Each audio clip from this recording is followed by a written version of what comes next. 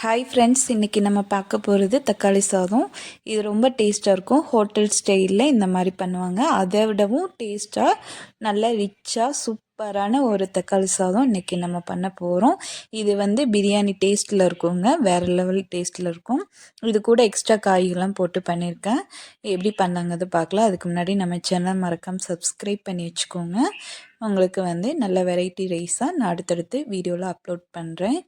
இப்போ பார்த்தீங்க அப்படின்னா தக்காளி சாதத்தோட கொஞ்சம் நம்ம தயிர் பச்சடியும் சேர்த்துக்க போகிறோம். இப்போ பார்த்தீங்கன்னா நெய் ஊற்றிக்கோங்க. குக்கர்லேயே பண்ண போகிறேன் நான். நெய் கூட ஒரு 3 கரண்டி அளவுக்கு எண்ணெய் ஊற்றிக்கோங்க. இப்போ பட்டை, லவங்கம், பிரிஞ்சி, ஏலக்காய் எல்லாமே மசாலா ஐட்டம்லாம் போட்டுக்குங்க. இப்போ இது பொரிஞ்சு வந்ததுக்கப்புறம் நம்ம பச்சை மிளகாய் சேர்த்துக்க போகிறோம்.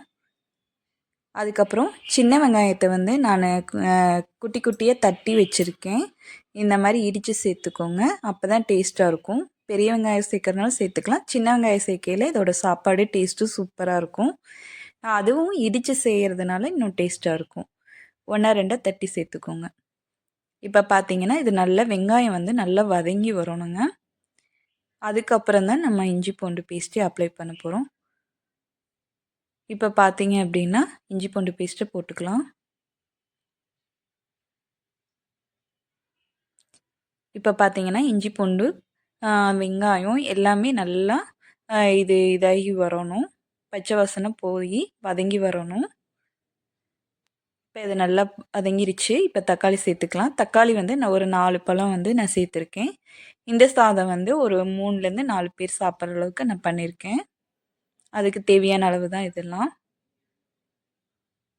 இப்போ பார்த்தீங்க அப்படின்னா நல்லா கிளறி விட்டுக்கோங்க. தக்காளி, வெங்காயம், இஞ்சி பூண்டு பேஸ்ட்டு இதெல்லாமே நல்லா வதங்கி வந்துடணும். இப்போ தக்காளி வதங்கிட்டுருக்கு. இதுக்கு தேவையான அளவுக்கு உப்பு போட்டுக்கோங்க. நல்லா கிளறி விட்டுக்கோங்க.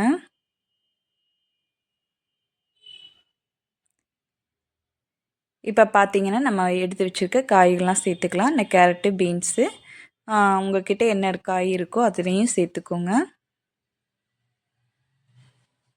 இப்போ நான் கிளறி விட போகிறேன். இது நல்லா கிளறிடுங்க. இந்த மசாலாவோட இந்த காய் நல்லா வதங்கி வரணும்.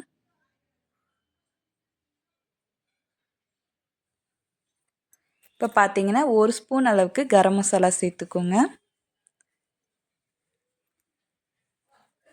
இப்போ பார்த்தீங்கன்னா நல்லா கிளறி விட்டுக்குங்க.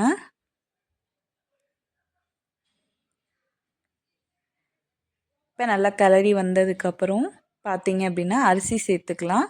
அரிசி ஒரு அரை மணி நேரம் நான் ஊற வச்சு தண்ணி வடிச்சிட்டு சேர்த்துக்கிறேன். அரிசி ஒரு 2 டம்ளர் போட்டிருக்கோம் அப்படின்னா தண்ணி 4 டம்ளர் சேர்த்துக்கோங்க. கரெக்டாக இருக்கும். இப்போ தண்ணி சேர்த்துக்கலாம். தண்ணி சேர்த்துட்டு நீங்கள் உப்பு செக் பண்ணிக்கோங்க. உப்பு பத்தலைன்னா இந்த டைமில் உப்பு போட்டுக்கலாம். நல்லா கிளறி விட்டுக்கோங்க. கிளறிட்டு உப்பு பத்தலைன்னா போட்டுக்கோங்க.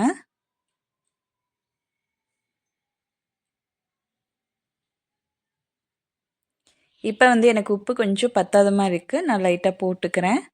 அவ்வளோதான். இது ஒரு கிளறிட்டுட்டு நம்ம குக்கரில் மூடி போட்டு விசில் போட்டுடலாம். இப்போ இது ஒரு 3 விசில் வரட்டும். இப்போ வெயிட் போட்டு வெயிட் பண்ணுவோம். இப்போ சாப்பாடு நல்லா ரெடி ஆயிடுச்சுங்க. இப்போது இதை ஒரு லைட்டாக ஒரு கிளறிடலாம். காயும் மசாலா எல்லாமே கொஞ்சம் எல்லாத்தையும் மிக்ஸ் பண்ணி விட்டுக்கலாம். இப்போ நம்ம ஒரு தட்டுக்கு மாற்றிக்கலாம். சாப்பாடு சூப்பராக ரெடி ஆயிடுச்சுங்க.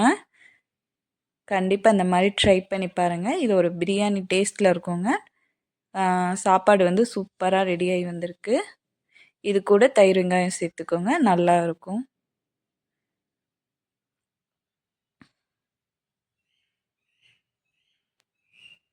அவ்வளோதாங்க, சூப்பராக ரெடி ஆயிடுச்சு.